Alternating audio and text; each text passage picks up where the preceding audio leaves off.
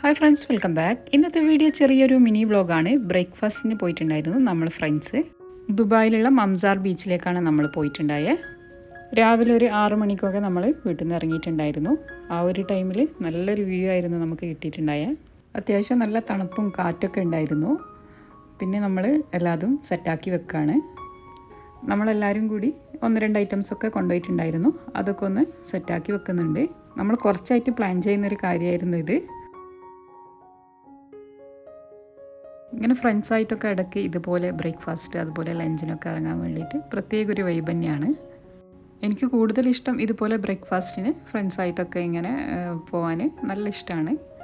അപ്പോൾ നിങ്ങളുടെ അഭിപ്രായങ്ങളൊക്കെ കമൻറ്റ് ബോക്സിൽ അറിയിക്കണേ.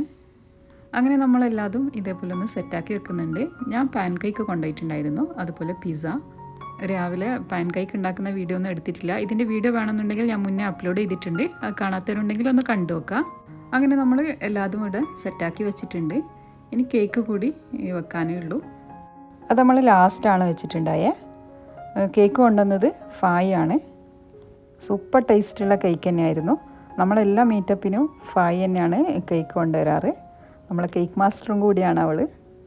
മാഷാല്ലാ, അടിപൊളിയായിട്ട് കേക്ക് ഉണ്ടാക്കും. അതുപോലെ ഫ്രണ്ട്സ് എല്ലാവരും കൊണ്ടുവന്ന ഐറ്റംസൊക്കെ നല്ല ടേസ്റ്റ് തന്നെയായിരുന്നു.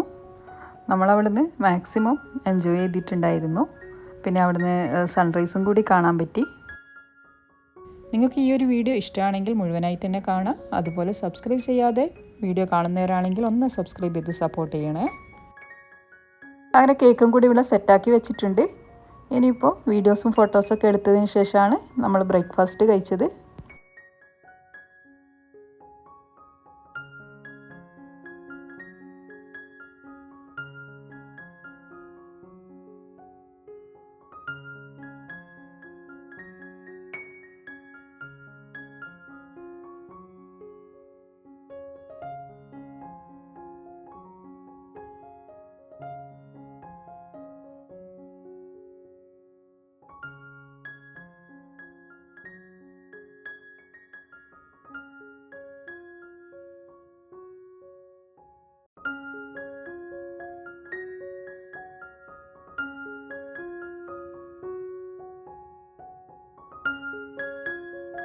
ഈ ഒരു മിനി ബ്രേക്ക്ഫാസ്റ്റ് വീഡിയോ നിങ്ങൾക്ക് ഇഷ്ടമായെന്ന് വിചാരിക്കുന്നു.